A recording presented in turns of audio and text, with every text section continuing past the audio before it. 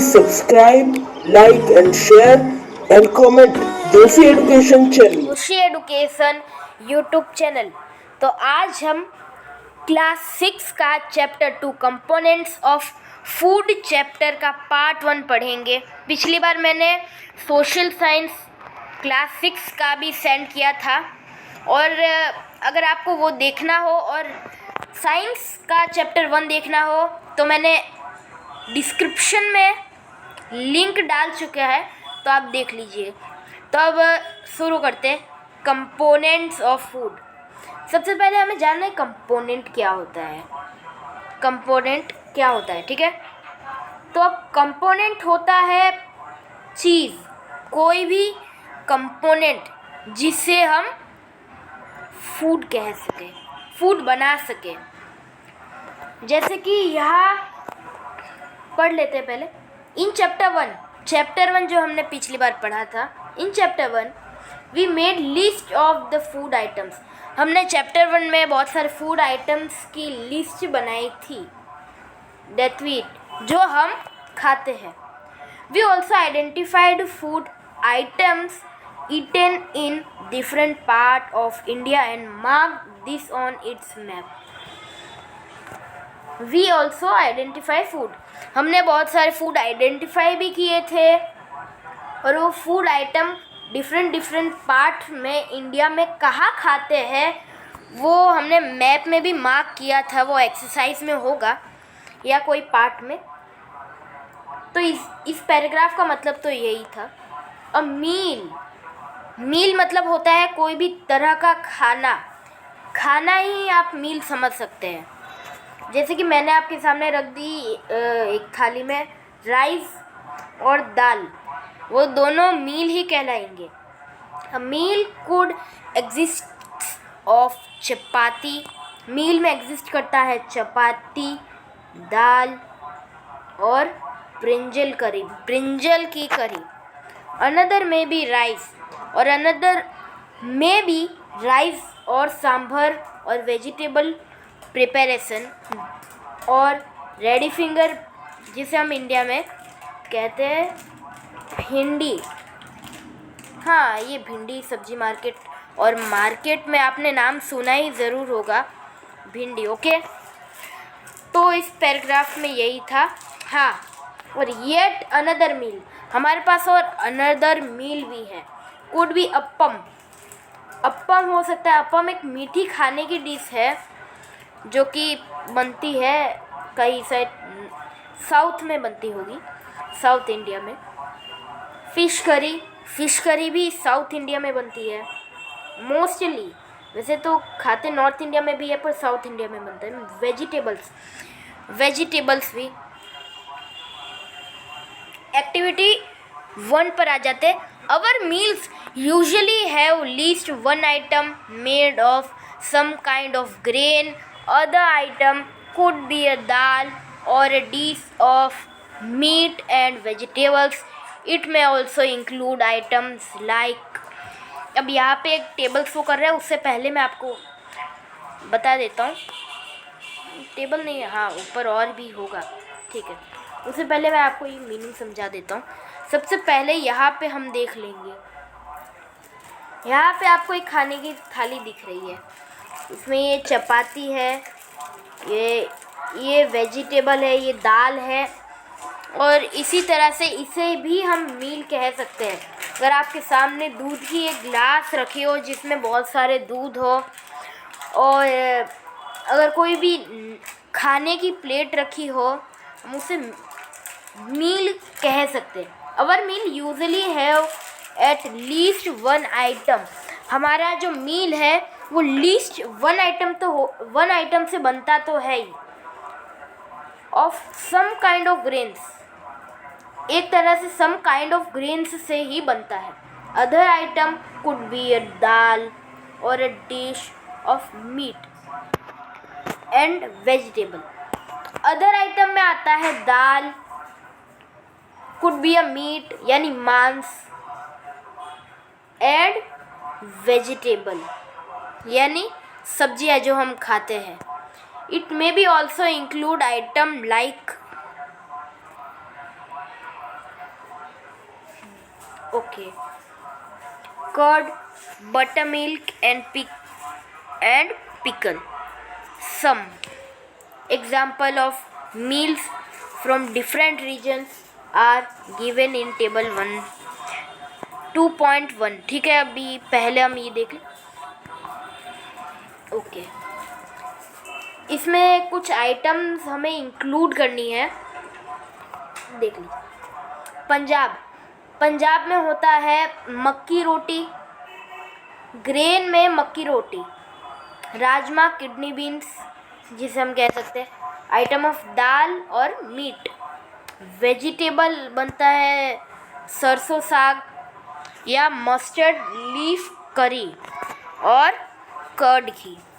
तो आप कहाँ रहते, जैसे मान लीजिए जो कोई आप देख रहे हैं, आप गुजरात से है, महाराष्ट्र से है, और या मध्य प्रदेश से है, यूपी से है, बिहार से है, तो आपको ये जो टेबल है वो मैं आपको होमवर्क के लिए एक्सरसाइज दे रहा हूँ, ताकि आप भी ये कुछ इसमें लिख सकें आपके स्टेट के अनुसार कि आप क्या खाते हैं, वो आपको इसमें फिल करना है. और फिल करने के बाद कमेंट बॉक्स में ज़रूर बताइए कि आपने क्या फिल किया है. ठीक है. Select food items you depreciate on a map in chapter 1. Select food items, आपको फूड आइटम सिलेक्ट करना था. You depict on map in chapter 1. Chapter 1 में आपने फूड आइटम सिलेक्ट करके उसे मैप में शो किया था. Add some more meals to this list and enter this in table. हाँ, जो हमने 2.1 का जो टेबल देखा था वो उसी के बारे में बोल रहा है. आपको और कुछ मील्स जो है उसमें ऐड करने हैं. ठीक है. दूसरे पैराग्राफ से पहले आप चैनल को लाइक, सब्सक्राइब और शेयर ज़रूर कर दीजिएगा. Okay. Sometimes we may not really have all this variety in our meals. Sometimes, कभी कभी, we may not really have all this variety in our meals. कभी कभी रियली में हमारे पास इतनी सारी फूड की आइटम्स की वैरायटी नहीं होती है. हाँ, कभी कभी नहीं होती है, क्योंकि हर रोज़ वैरायटी तो हमारे पास नहीं रहेगी, क्योंकि हम अलग अलग खाना खाएंगे और हमारे पास अलग अलग खाने की ही वैरायटी रहेगी. If we are travelling we may eat whatever is available on the way.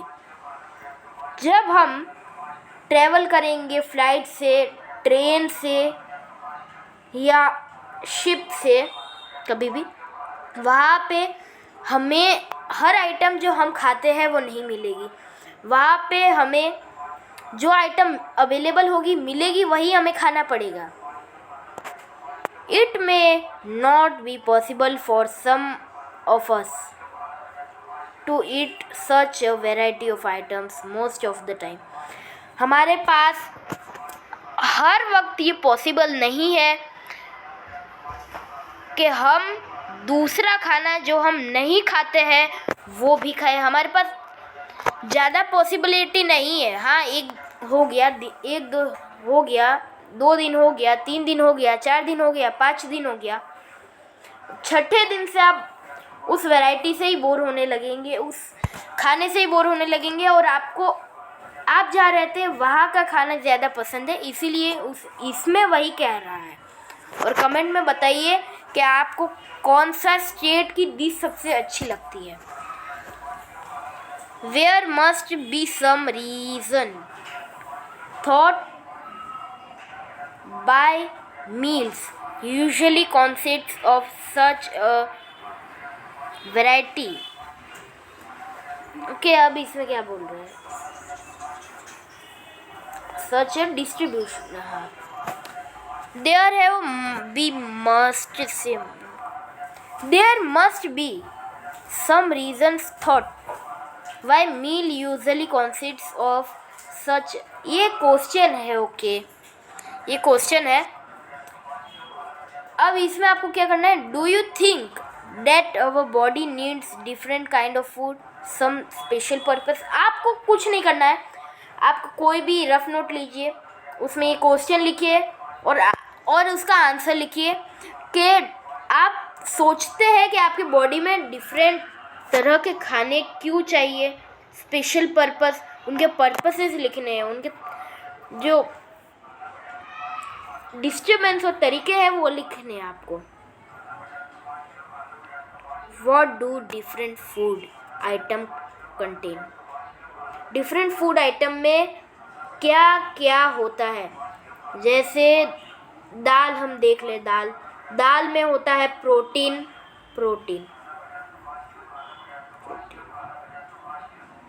Okay. और हम राइस में देख रहे, राइस उसमें होता है कार्बोहाइड्रेट, और ऐसे ही कुछ और।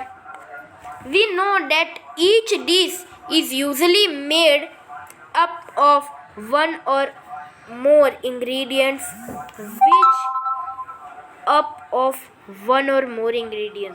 which we get from plant and animal। क्या आप सोच सकते हैं कि आपको पता है कि ईच डिश किससे बनती है, वन और मोर इंग्रेडिएंट से बनती होगी, और हमें वो इंग्रेडिएंट प्लांट या एनिमल रिसोर्स से मिलते हैं। डिश, अब नेक्स्ट पेज पर आ जाते हैं। ओके, ये नेक्स्ट पेज है, components of food. Ingredients contain some components. Components मतलब आपको मैंने पहले ही बताया था, components that we need by our body. Ingredient और कंपोनेंट है जो हमारे बॉडी को चाहिए, वो इसकी उसमें बात की गई है। This component are called nutritions, और उस कंपोनेंट को कहते हैं न्यूट्रिशंस। न्यूट्रिशंस आपको पता होंगे क्या होता है, मेरे हिसाब से एक चार्ट जो आपने शायद देखा ही होगा, ये मैं न्यूट्रिएंट्स का चार्ट बना देता हूँ। ये है प्रोटीन, ये है कार्बोहाइड्रेट, ये है फैट, ये है vitamin and mineral.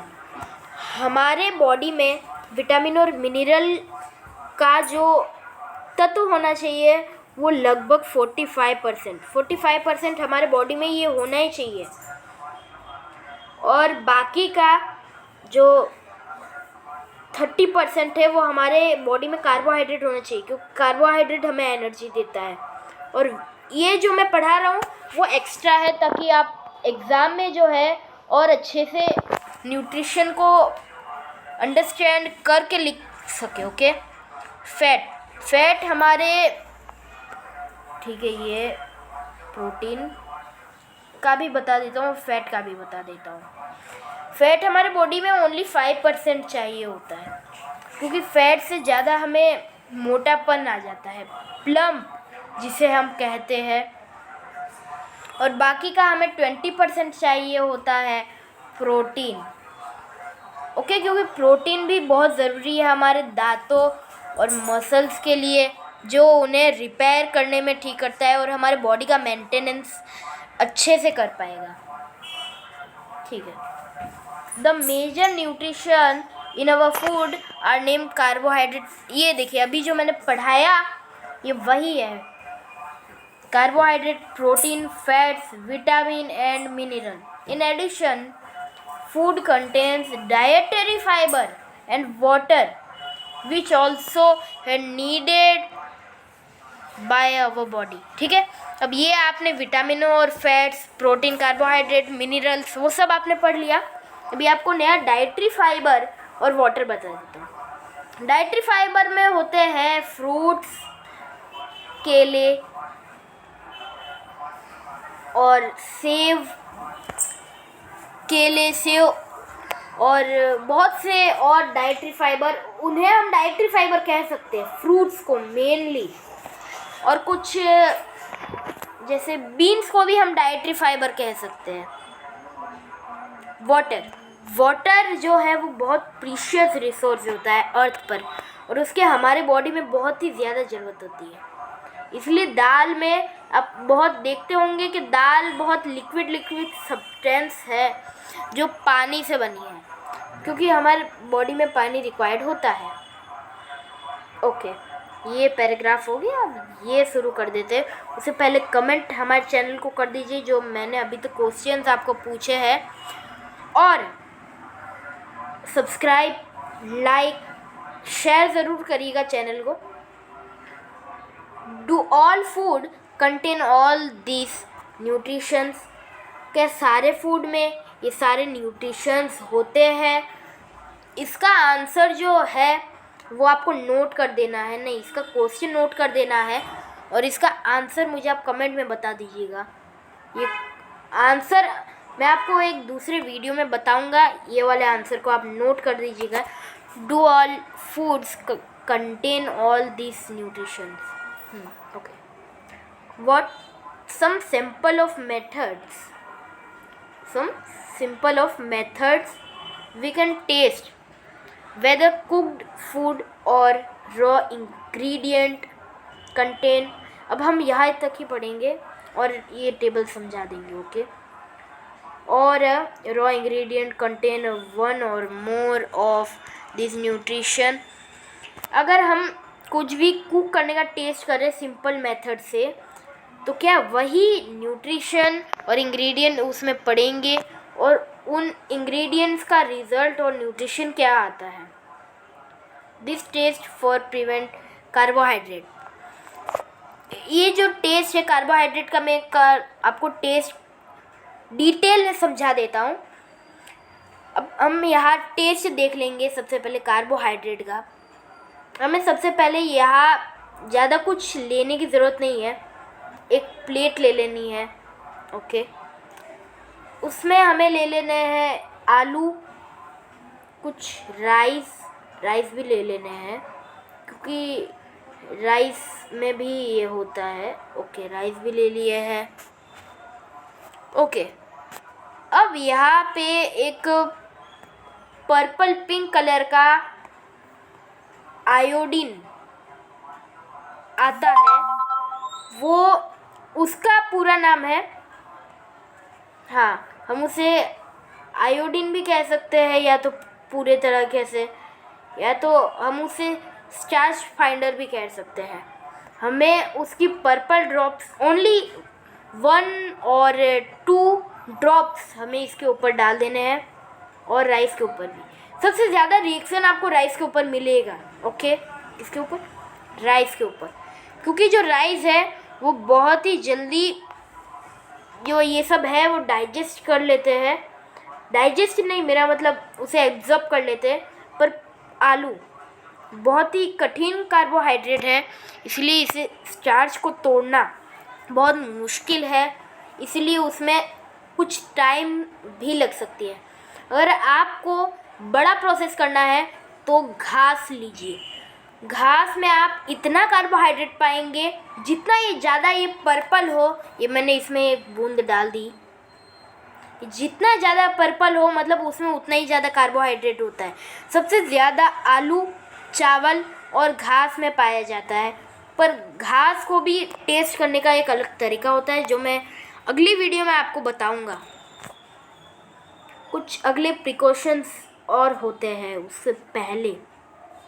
Protein and fat are simpler to do as compare to test for other nutritions. Carbohydrate, protein और फैट जो है वो बहुत सिंपल है कंपेयर करने, अब टेस्ट को कंपेयर करने। ये 3 टेस्ट बहुत आसान है, पर अगले न्यूट्रिशन के टेस्ट बहुत मुश्किल है, उसमें बहुत सी चीज़ें लेनी पड़ती है। तो मैं आपको कार्बोहाइड्रेट का तो बता दिया है फॉर्मूला, प्रोटीन और फैट्स का फॉर्मूला आपको अगली बार मैं आपको ज़रूर बताऊंगा, इस चैप्टर में भी लिखा ही होगा। Let do you this test and record all your observation. आपको एक टेबल जो नीचे दिया हुआ होगा उसमें आपकी सारी ऑब्जर्वेशन रिकॉर्ड करके लिखनी है। आपको पहले टेबल दिखा देता हूँ।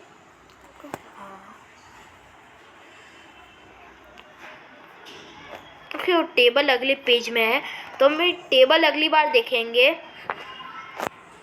तो थैंक यू। आज के वीडियो में बस इतना ही, क्योंकि अगले बार वीडियो में मैं इसका पार्ट 2 लेके आएंगे और ज़्यादा देखेंगे। देखिए, टेस्ट ऑफ स्टार्च, ये जो हमने ये पढ़ा था, टेस्टिंग ऑफ स्टार्च। ओके, तो थैंक्स फॉर वॉचिंग।